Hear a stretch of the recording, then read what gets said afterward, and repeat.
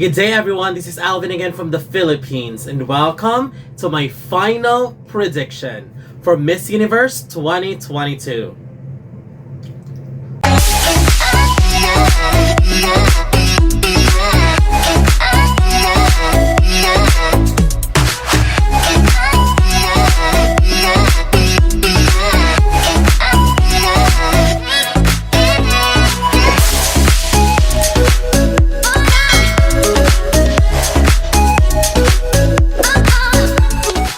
Welcome! So we're finally here, we're finally almost at the end point of the competition, and here's my final prediction for Miss Universe 2022. But before that, the format, the rumored format is, I felt like it's already confirmed. It's going to be a top 16, 15 from the preliminary performers, plus 1 fan vote, and then from top 16, it will automatically be cut down to top 5. I know it's a little bit brutal, I also felt it's a little bit brutal, but I like the fact that the top 16 are both going to parade in swimsuit and evening gown. So I kind of like that idea at the same time because it would really pick out the best of the best from the best 16.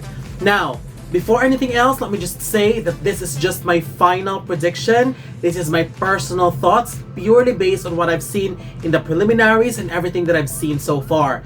If their performance would improve and change in the finals, I would gladly appreciate that. And if their performance would be better in the finals, then that's okay. Because as of the moment, this is what I felt.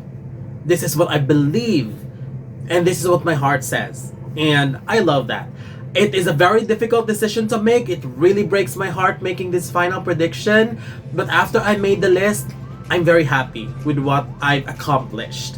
So, before I reveal my top 16, here's my 10 potential spoilers. These are the ladies that, if some of my top 16 couldn't make it, I believe any of these 10 could make it in the top 16 as well. Here they are, and this is in no particular order. Italy, Virginia Bloom, one of the best races in the competition, but I felt like her performance were a little bit underwhelming, but I also see a possibility for her placing because she could be liked by the judges. Bahrain, if we wanted to see representation in the top 16, then Bahrain could be in there. Honduras got one of the loudest cheers in the competition, and one of my friends told me that New Orleans is home to many Hondurans, and it would be amazing if she would be the one to get one of the spots in the top 16 because it could be historic. Their last placement was in 1955, and Rebecca is actually their strongest that they've sent so far, so I also see that happening. Next we have Netherlands, Ona Moody. I'm not sure about you, but to me, she gave one of the most solid and strong performances in the prelims. If I just base it on performance, to be honest, I could actually say that Netherlands' performance is much better than other frontrunners. So I wouldn't be surprised if she could sneak in the top 16.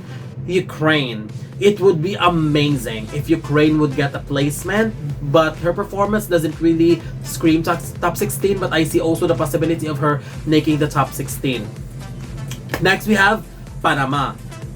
This one breaks my heart because I really wanted to see Panama in the top 16, but I felt like her performance is a little bit lacking. However, if they would put her in there, I would truly support that.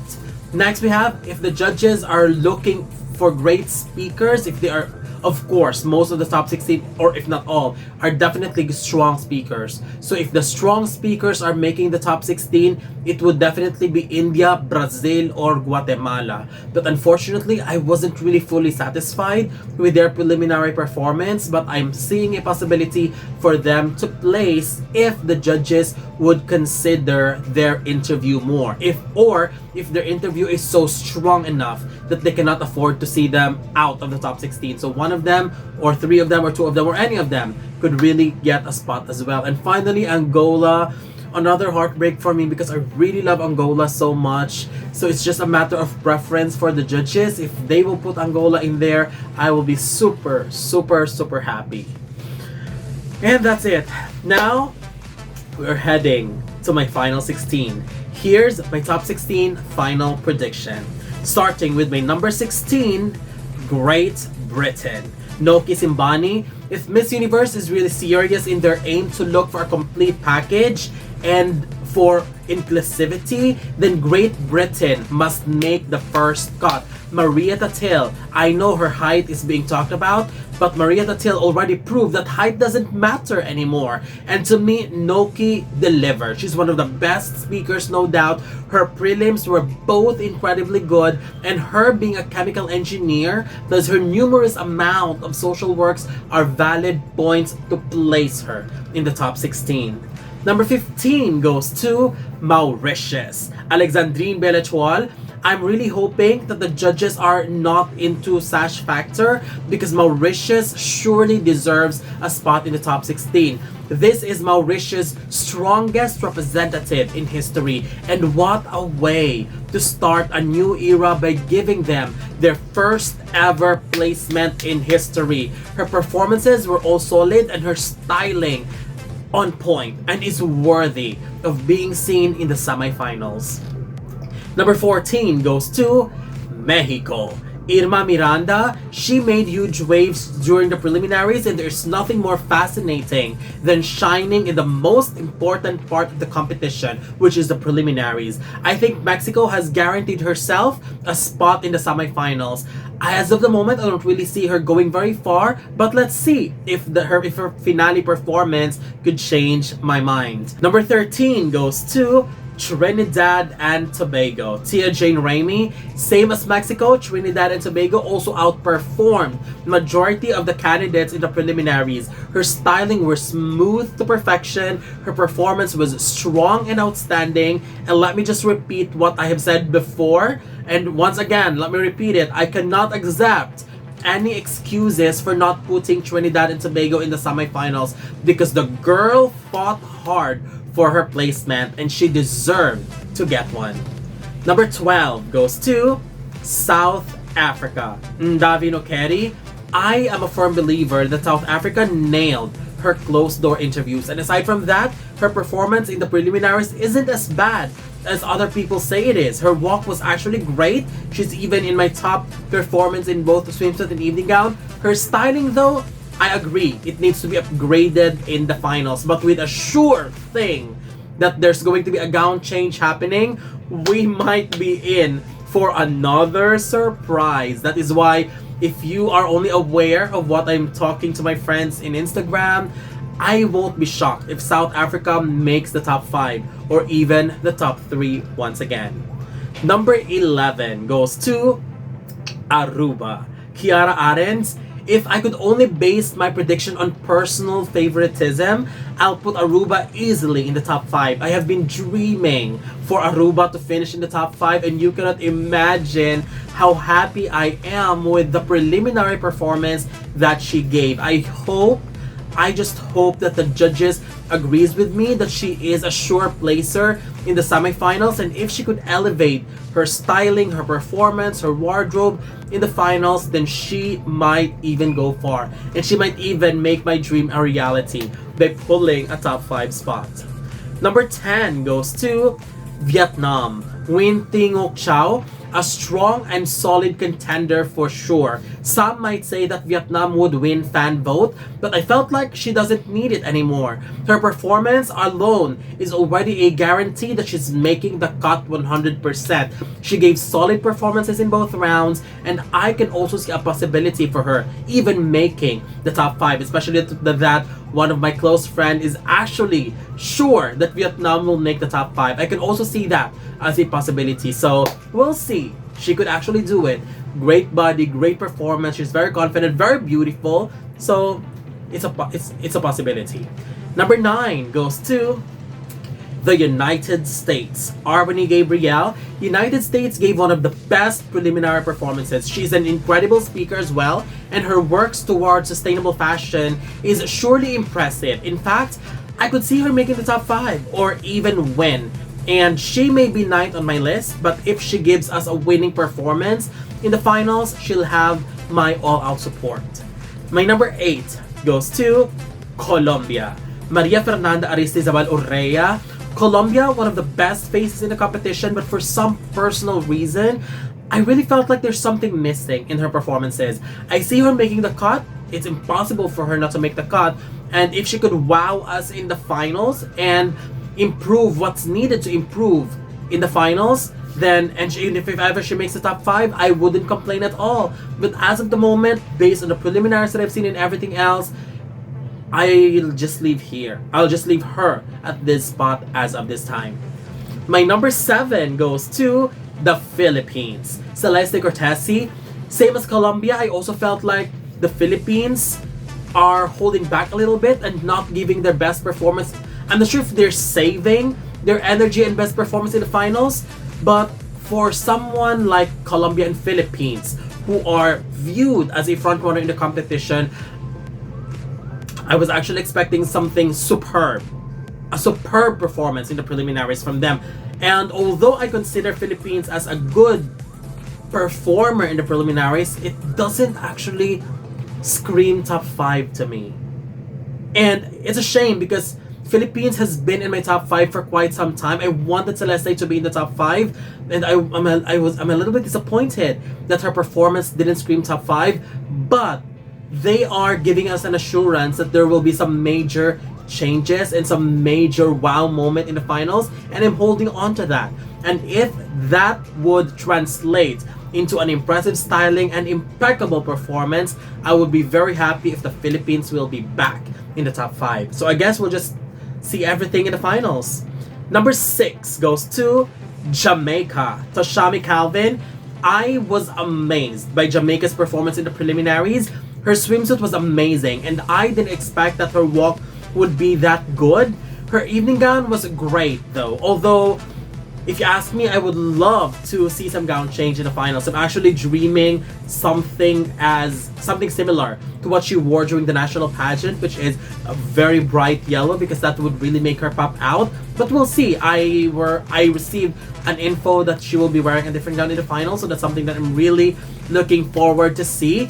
Also, beauty-wise, she's also one of the most beautiful faces this year, and I truly commend her in her work in raising awareness about autism. So, Jamaica, I wouldn't be surprised if she makes the top 5. Now, let's go to my final 5. Starting with our top 5 finalists, my top 5 finalists. Number 5, Thailand. Ana Suwangam Iam. I love Thailand so much during the national pageant, and I really have to rewatch the preliminary performance again in order for me to verify whether I'll put her in my top 5 or not.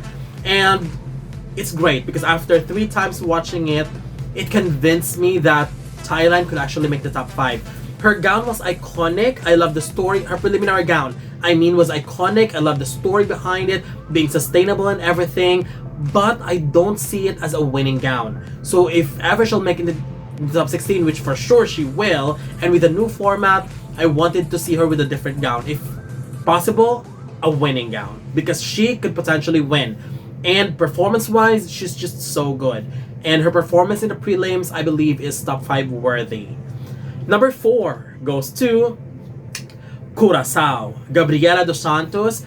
If we wanted a new and fresh country in the top 5, then Curacao is our girl. It would be great redemption story after she missed some of the activities because of COVID, but she came back with a bang.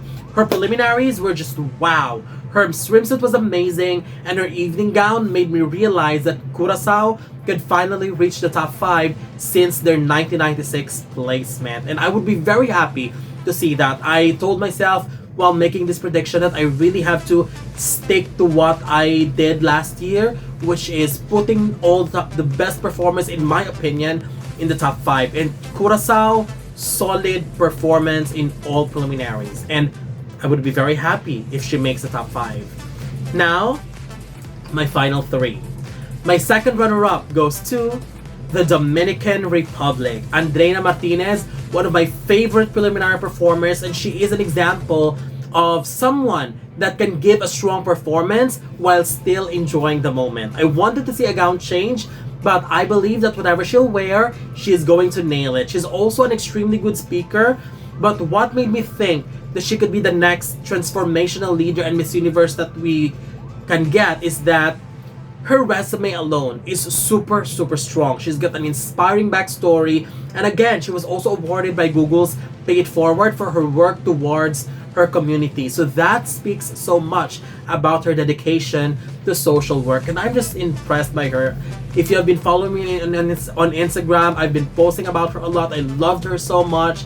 And I'm so happy that she delivered, and I would be very happy if she really makes the top 3 or even win, because she is someone that I also consider as a possible winner. My first runner-up goes to Puerto Rico. Ashley Carino. She is completing a degree in aerospace engineer, and that alone is very unique and very special for our potential Miss Universe. How amazing would that be? She advocates for women in STEM, and she is a very smart person, an incredible speaker, and I have seen some of her interviews and she's delivering. She's really, really good, so I have no doubts about her when it comes to public speaking. Her prelim performance were all solid strong as well. In fact, just on a personal judgment, it was so good that I don't see any reason for her not making the top 5. As what I have said in my other reviews, she has sealed herself in the top 5. She could actually be the Miss Universe that Puerto Rico is waiting for after 15 years. But for my final prediction, my Miss Universe 2022 goes to Venezuela. Amanda Dudamel. I have to stick with what my heart and my mind tells me. Let me repeat, she is the woman who really prepared for this competition extremely well. She delivered during the prelims, she delivered all throughout the activities, and she has the personality, the beauty, and something that I wanted for our next Miss Universe to be. Is she a transformational leader? Well, she's into eco-friendly industry, which provides job for local artisan women, which also helps benefits her foundation that provides clothing, food, and medicine to more than 800 children. And she also have her platform, which is called Press Play on Success, and a project like Voices Across the Universe. And to me, that is the perfect definition of transformational leader. And whatever happens, whatever the result is, I am sticking with Venezuela. She made me excited, she made me very happy, and I felt like it is a pleasure for me to cheer for Venezuela this year. So that's it. This is my final prediction for Miss Universe 2022, and I am looking forward to know your thoughts, to your commentaries about my final prediction, and everyone who made it in my list. So don't forget to leave your comments below. Don't forget to give a thumbs up and share the video as well. And most importantly, don't forget to subscribe, because you'll be seeing more of these videos in the future. For now, thank you very much and have a wonderful day from the Philippines.